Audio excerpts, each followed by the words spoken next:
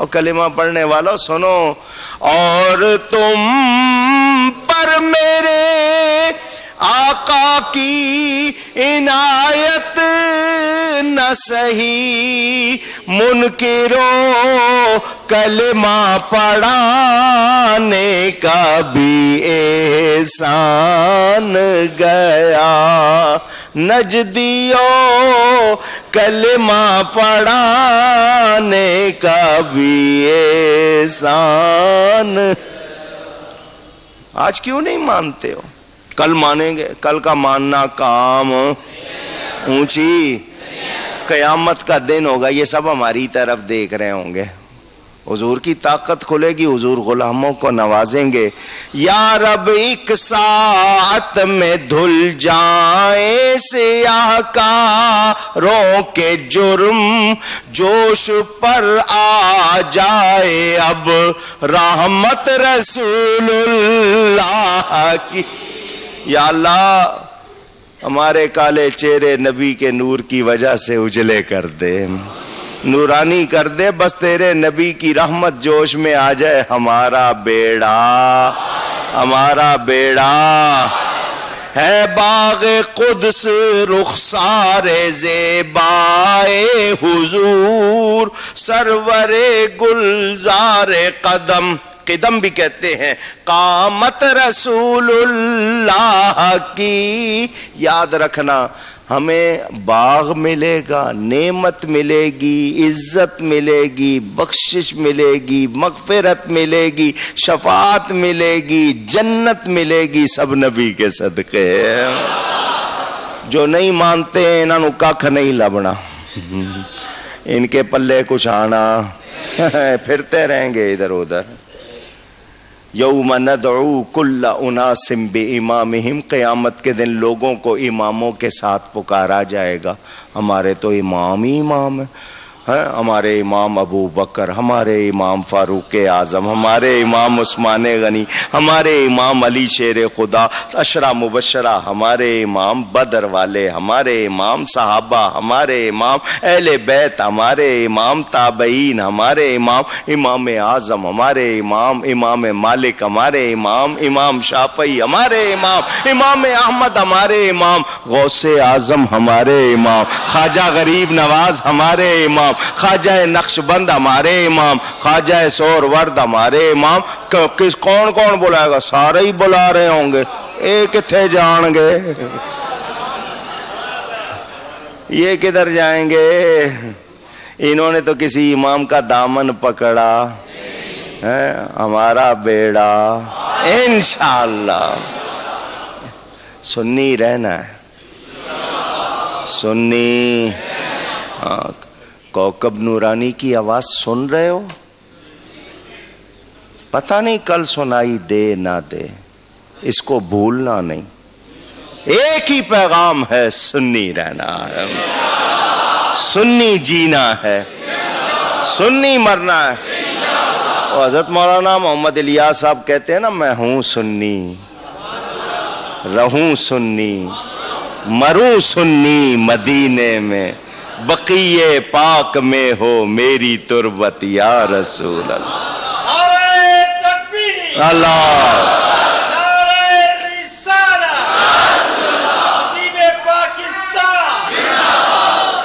سنیت کے معاملے میں کبھی سودا کرنا، سنیت سے پیچھے ہٹنا، کچھ ہو جائے، رشتے ہوں، ناتے ہوں، دولت ہو، کچھ ہو، میرا عقیدہ سب سے اہم، کیونکہ اسی پہ بخشش ہوگی۔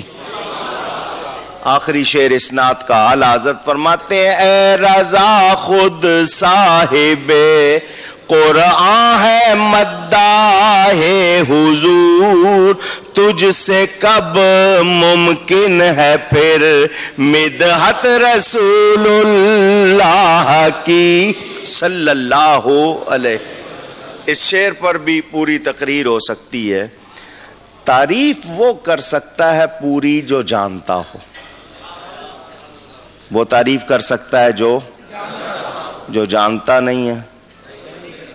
تھوڑی بہت بات سنی سنائی کر سکتا ہے نا، پوری طرح جانتا نہیں تو سنی سنائی بات کر دے گا، پوری بات کر سکتا نہیں۔ تو اعلیٰ حضرت فرماتے ہیں ہمیں تو قرآن میں جو پتہ چل گیا، حدیث میں پتہ چل گیا، وہ کہہ رہے ہیں رب کی ذات ہی نبی کی صحیح تعریف کر سکتی ہے کیونکہ جانتے وہ ہیں، اسی نے بنایا، وہی جانتا ہے، ہم حضور کی پوری تعریف کر سکتے؟ تو وہ جو کہتے ہیں حد سے بڑھا دیتے،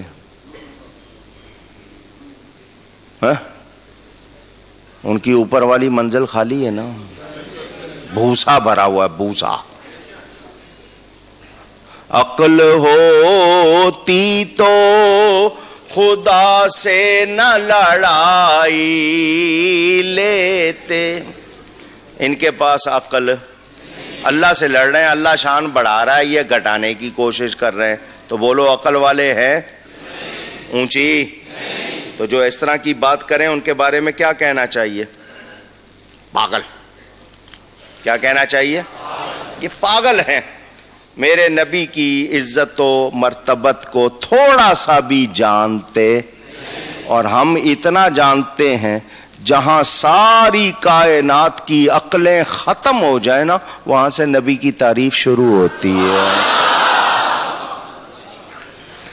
اے رضا خود صاحب قرآن ہے مداح حضور، تجھ سے کب ممکن ہے پھر مدحت رسول اللہ کی۔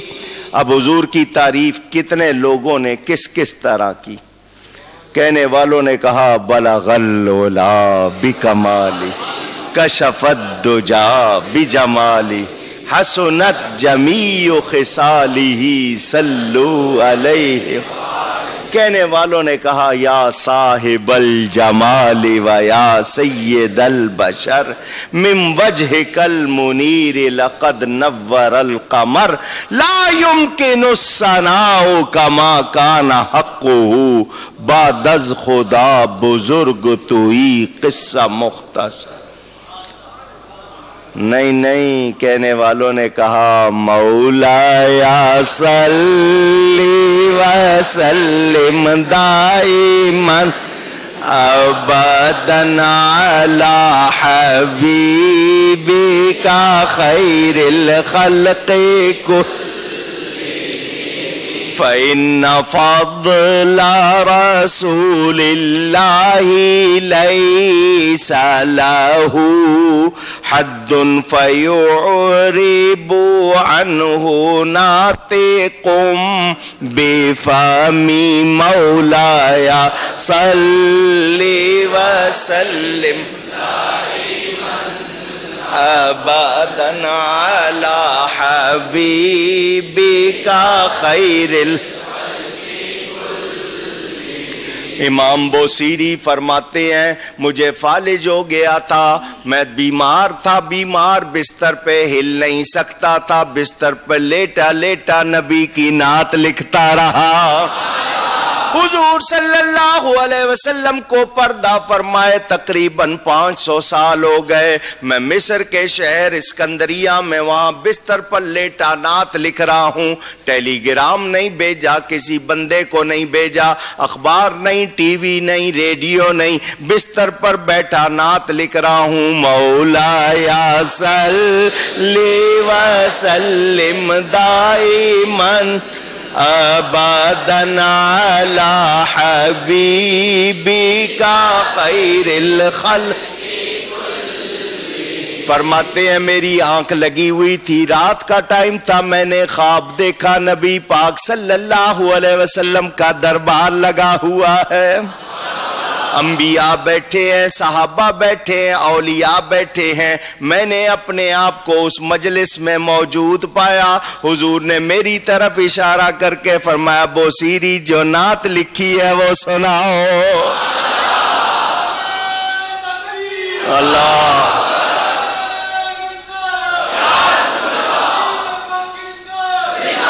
بوسیری فرماتے ہیں میں نے پڑھنا شروع کیا، میں قصیدہ پڑھ رہا تھا، پوری محفل یوں جھوم رہی تھی جیسے ہوا لگنے میں کھیت میں درخت جھومتے ہیں، پوری فصل جھوم رہی تھی۔ حضور نے مجھ پر ہاتھ پھیرا، خواب میں محفل میں حضور نے مجھ پر کم ابرأت وسبم باللمس راحتہ واطلقت عریبم من ربقۃ اللمم. حضور نے ہاتھ پھیرا اور جو مبارک چادر حضور نے اوڑھی ہوئی تھی حضور نے مجھے دی، تحفے میں حضور نے مجھے دی، حضور نے عطا کی. فرماتے میری آنکھ کھلی، میں ٹھیک ہو گیا تھا. میرا جسم جو مہینوں ہو گئے تھے بستر سے ہل نہیں سکتا تھا، میں ٹھیک ہو چکا تھا. میرے کمرے میں خوشبو آ رہی تھی اور جو چادر حضور نے خواب میں دی تھی میرے پاس موجود تھی.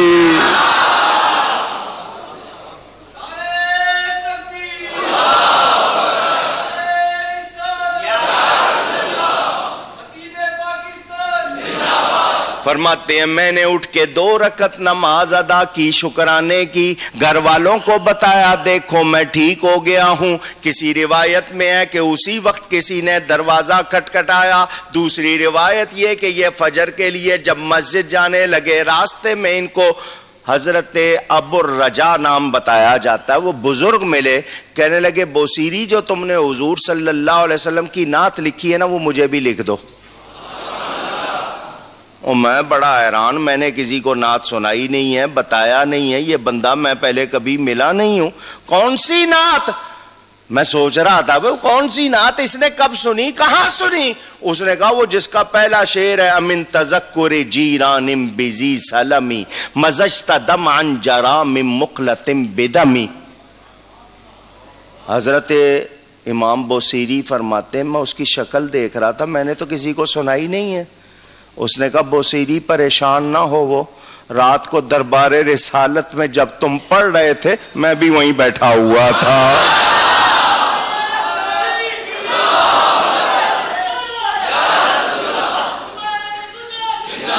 وہ امام بوسیری فرماتے ہیں فَإِنَّ فَضْلَ رَسُولِ اللَّهِ لَيْسَ لَهُ حَدٌّ فَيُعْرِبُ عَنْهُ نَاطِقٌ بِفَمِّ. حضور کے فضل کی کوئی حد ہی نہیں ہے، کوئی ان کی فضیلت ان کی شان کی کوئی حد. اور یہ کہہ رہے ہیں حد سے بڑھاتے ہو. تو سنو، جو کہتے ہیں نا حد سے بڑھاتے ہیں ان سب کو میرا نام لے کے کہنا کہ ایک بہت ہی چھوٹا سا بیکار سا گناہگار سا کمینہ سا آدمی ہے، اس کا نام کوکب نورانی ہے، اس نے چیلنج کیا ہے آؤ حضور کی شان کی حد بتا دو.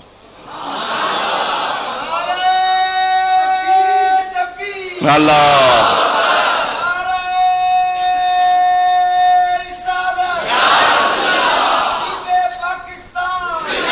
حد بتاؤ، پھر بڑھائیں گے تو کہنا امام بوسیری کہہ رہے ہیں حد نہیں. حضور خود فرما رہے ہیں میری حقیقت کو رب کے سوا کوئی جانتا نہیں، اور یہ کہتے ہیں حد سے بڑھا رہے ہیں. تو ان کو حد کوئی بیماری ہے، ان کی حد ہے. حضور کے لیے وہ کیا کہتے ہیں وَانْسُبْ إِلَىٰ ذَاتِهِ مَا شِئْتَ مِنْ شَرَفٍ وَانْسُبْ إِلَىٰ قَدْرِهِ مَا شِئْتَ مِنْ عَظْمٍ. حضور کے لیے جتنی بات، بس ان کو خدا نہیں کہنا، بس ان کو خدا کا شریک بھی، خدا کا شریک بھی. وہ خدا نہیں بخدا نہیں، وہ مگر خدا سے جدا نہیں. وہ ہے کیا مگر وہ ہے کیا نہیں، وہ ہے کیا مگر یہ محب حبیب کی بات ہے. بلغ العلا بکمالہ کشف الدجا بجمالہ حسن جمیع خصالہ.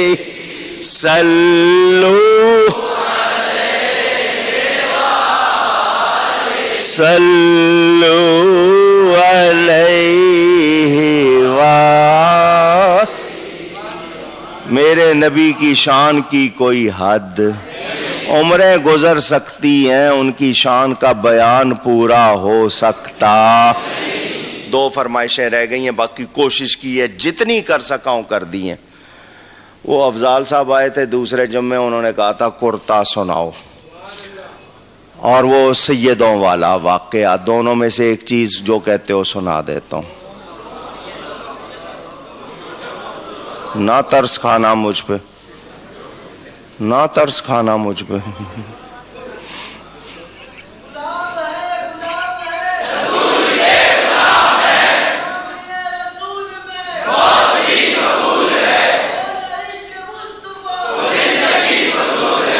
بس یہ حالانکہ روزے کی حالت میں پڑھنے میں اس میں بڑی جان لگے گی، لیکن یہ کہ میں پہلے یہ سنا رہا ہوں یہ کرتا کیسے بنا، حضور کے گلے تک کیسے پہنچا۔ پنجابی ہے، اردو نہیں ہے، اردو معافی چاہتا ہوں، ترجمہ بھی پوری طرح نہیں کر سکوں گا۔ پہلے کرتا سنا دیتا ہوں، اس کے بعد پھر دیکھتے ہیں کیا ہوتا ہے۔ دروشی پڑھ لیں ایک مرتبہ، اللہم صلی علی سیدنا محمد۔ جان لو ایمان کی ہے جان حب مصطفیٰ، نبی کی محبت نہیں ہے تو کچھ بھی۔ جان لو ایمان کی ہے جان حب مصطفیٰ، اور بجز حب نبی بے سود ہے ذکر خدا۔ سجدہ کرنا ہو تو یوں کر کہ ہو سجدے میں جھکا، سر خدا کے واسطے دل مصطفیٰ کے واسطے، سر خدا کے واسطے دل مصطفیٰ کے۔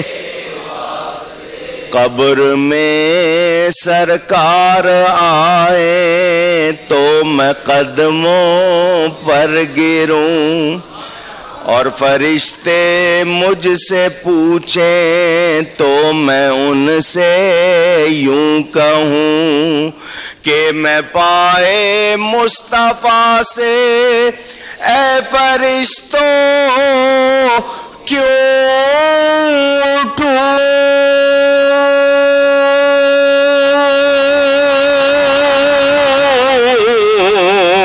کہ میں پائے مصطفیٰ سے اے فرشتوں کیوں اٹھوں، مر کے پہنچا ہوں یہاں اس دل ربا کے۔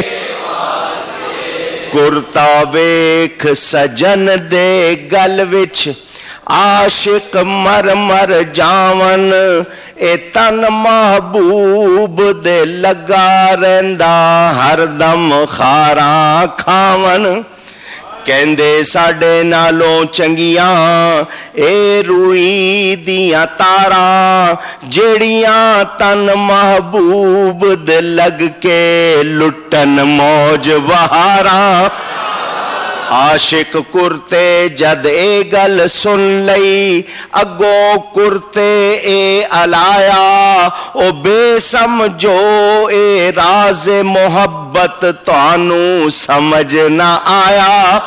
ہستی تو میں پستی ملی ہاتھ کسان دے آکے، حل اس میرے اوپر چلایا وچ زمین دبا کے، نال طریقے بویا مینوں تے اوپر سہاگا کیتا، پانی پریم کھوئے دا دتا میں رل مٹی پیتا، پانی پریم کوئے دا دتا میں رل مٹی پیتا، मिट्टी नाल जद मिट्टी होया ते हस्ती जदों गवाई फिर मोहब्बत जिंदा कीता नवी हयाती पाई पत्ते शाखा जाहिर होइया मैं एक बूटा बनया बन के फिर कपादा टींडा मैं जो बन विच तनिया चुन के फिर सवाणिया मैनू झाड़िया नाले झंबिया छट्टियां नाल पइया जद मारा लू लू मेरा कंबिया फिर इश्क वेलने विच वेल के मैनू मेरी रूई झाड़ी पिंजे ताड़ के पिंजया मैनू ते जान मेरी लताड़ी पिंजे ताड़ के पिंजया मैनू ते मेरे वत्ते कोड़े ओ तकले चाड़ खिंची तंद मेरी ते मैंने दुख नहीं चले थोड़े इथों जदों खलासी पाई हथ कसबी दे आया उन्हां ने ताना तनिया मेरा खड्डी ऊपर चढ़ाया वाके पेटा सटाला हथे फिर मैं कपड़ा बनया अजे भी जान न छुट्टी अजाबों इश्क से आपा जनिया दिता मैनू फिर हाथ दर्जी दे उसने कैंची वाई बंदोबंद कीता मैनू ते ऊपर मशीन चलाई इतने दुख में सह के दिल ते ताए रुतबा पाया कुर्ते दी मैं सूरत बनया मैनू तन मोहम्मद लाया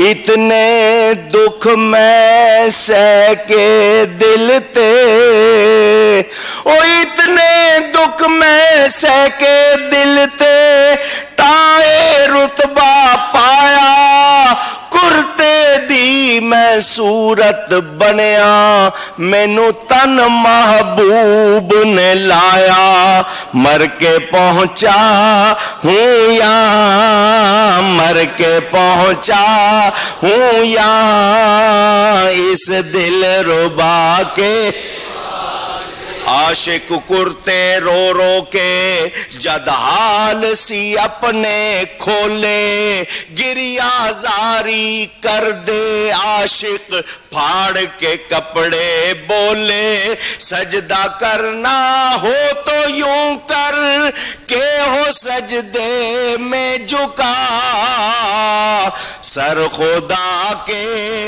वास्ते दिल मुस्तफा के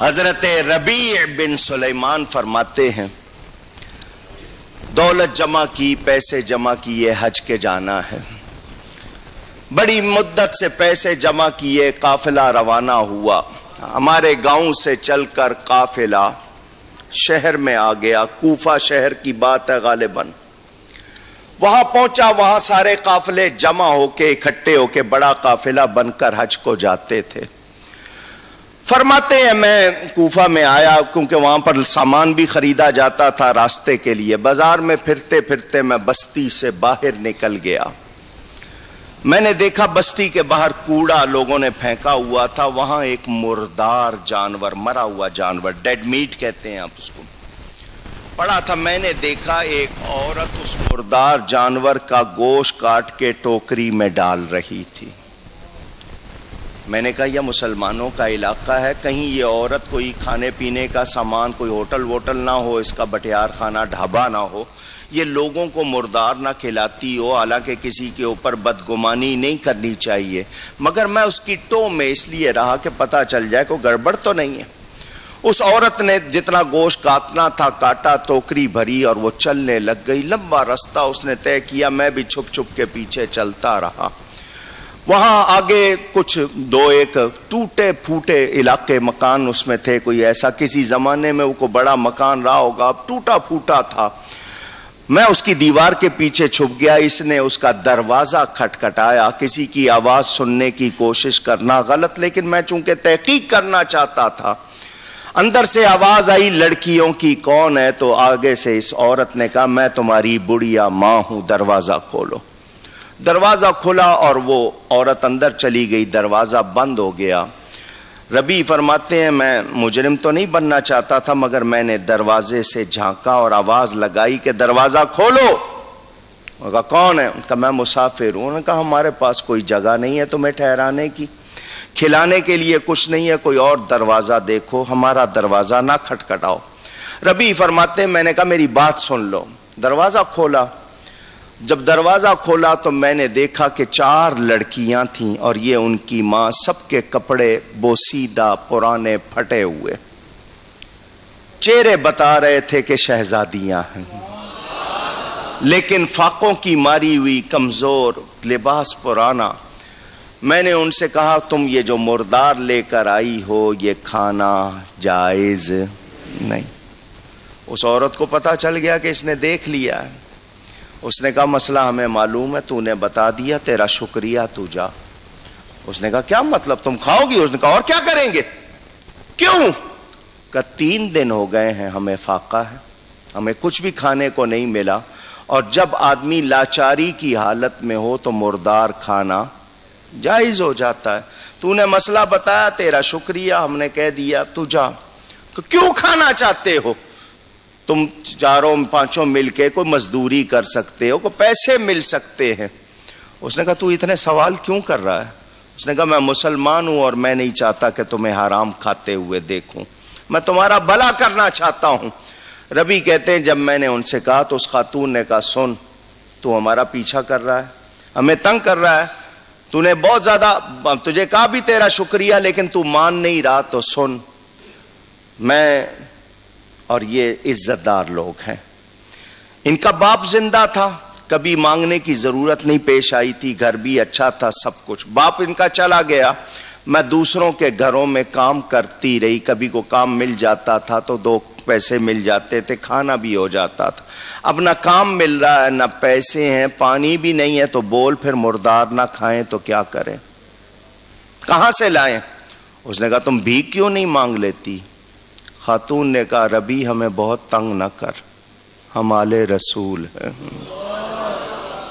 نبی کی اولاد ہے، ہم بھیک نہیں مانگ سکتے، صدقہ ہم پر حرام ہے. حضرت ربی کہتے ہیں میں ہکا بکا رہ گیا، نبی کی بیٹیاں اس حال کو پہنچ گئی ہیں.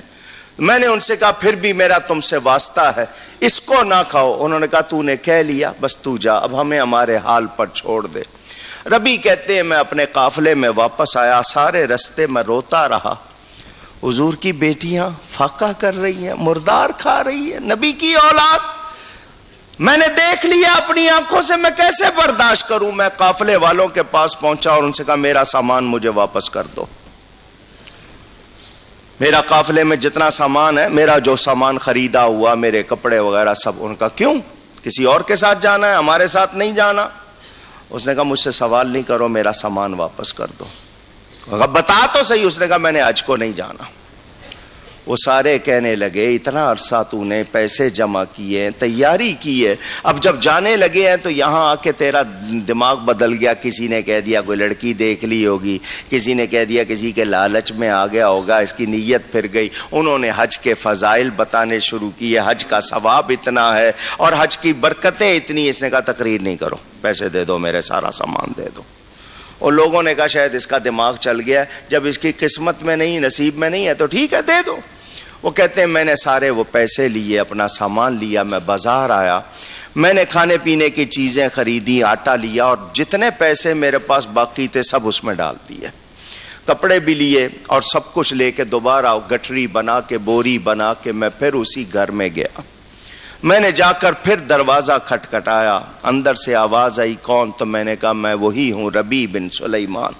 انہوں نے کہا تو کیوں ہمارا پیچھا کر رہا ہے؟ ہم یہاں عزت سے رہ رہے ہیں، کسی نے تجھے دروازے پہ دیکھ لیا ہمیں اور بدنام کریں گے، تو ہمیں عزت سے رہنے بھی نہیں دے گا، جا۔ اس نے کہا صرف ایک مرتبہ اور دروازہ کھول دو، پھر میں تمہیں تنگ نہیں کروں گا۔ خاتون نے دروازہ کھولا، یہ اندر داخل ہوئے، بوری پوری ان کے سامنے خالی کی، کپڑے بھی تھے، کھانے کا سامان بھی تھا اور دینار وغیرہ بھی تھے۔ وہ عورت بھی دیکھ رہی تھی، وہ بیٹیاں بھی دیکھ رہی تھی۔ اس نے بتایا میں سفر حج کو جا رہا تھا، یہ میرا سامان تھا سارا، میں نے حج پہ جانا تھا، مگر تمہارا حال دیکھ کر میں نے سوچا میں نبی کے سامنے کس منہ سے جاؤں گا، ان کو جا کے کیا منہ دکھاؤں گا میں؟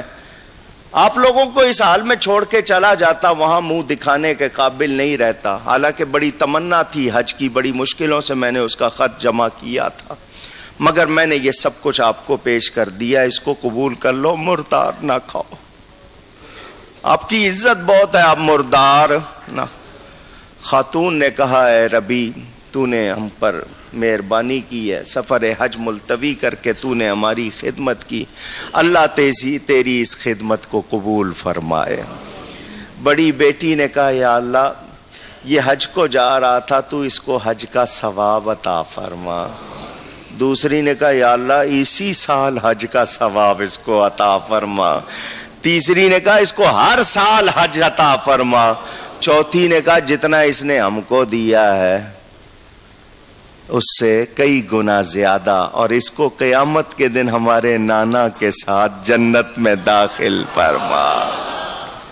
ربی کہتے ہیں میں دعائیں لیتا ہوا روتا ہوا واپس آیا، قافلہ چلا گیا، میں روتا رہا، مسجد میں کہیں ٹھہر گیا، وہاں پر لنگر میں کچھ کھا پی لیتا تھا، دن میں مزدوری کرنا، روتا رہتا تھا کہ میں حج پہ نہیں جا سکا، میں مکہ مکرمہ نہیں دیکھ سکا، طواف نہیں کر سکا، روضہ رسول پہ نہیں جا سکا۔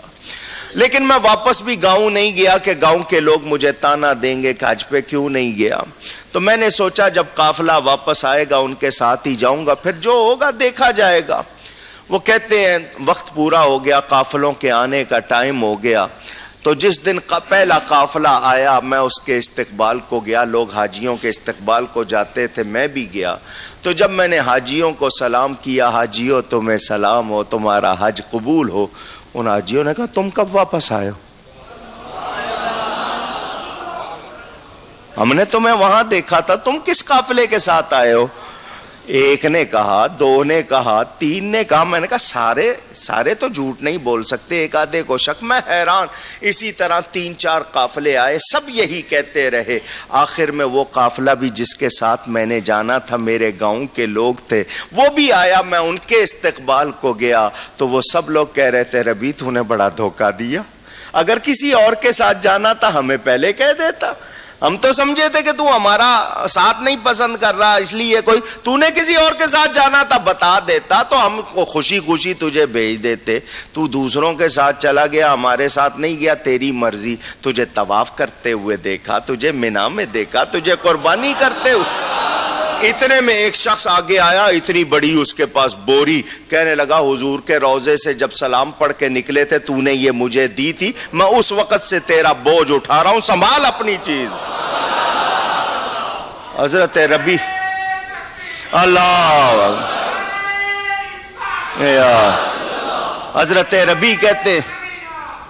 حضرت ربی کہتے میں بڑا پریشان، یہ سب کے سب کیا کہہ رہے ہیں، میں گیا نہیں، یہ کہہ رہے ہیں دیکھ رہے ہیں، اور یہ اس نے اب یہ مجھے تھیلی بھی تما دی اور یہ کہا کہ میں نے اس کو دی تھی۔ واپس لے کر اپنے ٹھکانے پہ جب آئے، آ کر سو گئے، حضور صلی اللہ علیہ وسلم خواب میں ملے، فرمایا ربی اور کتنی گواہیاں دے، اور کتنی گواہیاں دے کہ تو نے حج کیا ہے، تجھے ابھی تک یقین نہیں آیا؟ سن، تو نے قربانی دیکھی، میری بیٹیوں کی خدمت کی تھی، میری ایک بیٹی نے دعا کی اللہ تجھے اسی سال کا حج نصیب فرما، یہ دیکھ ساری گواہیاں آ رہی ہے۔ اور سن، ایک بیٹی نے کہا تھا اللہ تجھے ہر سال حج، تو اللہ نے تیری شکل کا ایک فرشتہ بنا دیا ہے جو قیامت تک تیری طرف سے ہر سال حج کرے گا۔ ربی میری ایک بیٹی نے کہا تھا جتنا تو نے ان کو دیا اللہ تجھے اس سے کئی گنا زیادہ دے، تو نے چند درہم دیے تھے، بوری کھول کے دیکھ لے اس میں دینار ہیں اس کے بدلے میں۔ اور سن اے ربی، ایک بیٹی نے کہا تھا اللہ تیرا حشر نانا جان کے ساتھ کرے تو میں تجھے گارنٹی دیتا ہوں تو کل قیامت میں میرے ساتھ جنت میں جائے گا۔ اللہ اکبر۔ نبی زادیوں کی عزت کرنے والا، خدمت کرنے والا جب اتنا مقام پا رہا ہے، مجھے اور آپ کو اندازہ کرنا چاہیے وہ لوگ کتنے خوش نصیب ہیں جو نبی کی خاک کو آنکھوں کا سرما بناتے ہیں، وہ لوگ کتنے خوش نصیب ہیں جو نالین شریف کو سروں کا تاج بناتے ہیں، وہ لوگ کتنے خوش نصیب ہیں جو نبی پر درود و سلام بھیجتے ہیں، اور وہ لوگ کتنے بدبخت ہیں جو نبی کا ادب نہیں کرتے، ان کی نسبتوں کا احترام نہیں کرتے۔ میرے پاس آنے والوں، میں نے اور کچھ کمائی نہیں کی ہے، میں نے دنیا میں رہ کر جو اپنے بزرگوں سے سیکھا وہ صرف یہ سیکھا نبی کی محبت اور ادب میں فرق نہ آئے۔ اگر اس میں فرق آ گیا تو کوئی اور چیز کام نہیں آئے گی۔ بس یہی پیغام ہے، انہیں مانا انہیں جانا، نہ رکھا غیر سے کام، للہ الحمد میں دنیا سے مسلمان۔ بس اپنی آخرت بچاؤ، نبی سے محبت کرو، نبی کے اہل بیت سے، نبی کے صحابہ سے، نبی کے شہر سے، نبی کے پیاروں سے۔ یہ محبت نہیں تو کچھ بھی۔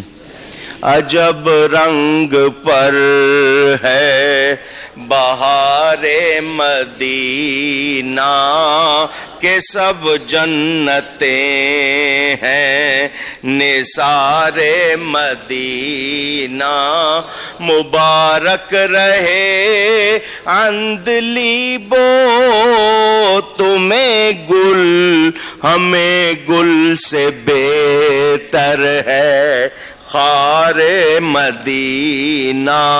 اور میری خاک یا رب نہ برباد جائے، پسے مرگ کر دے غبار مدینہ۔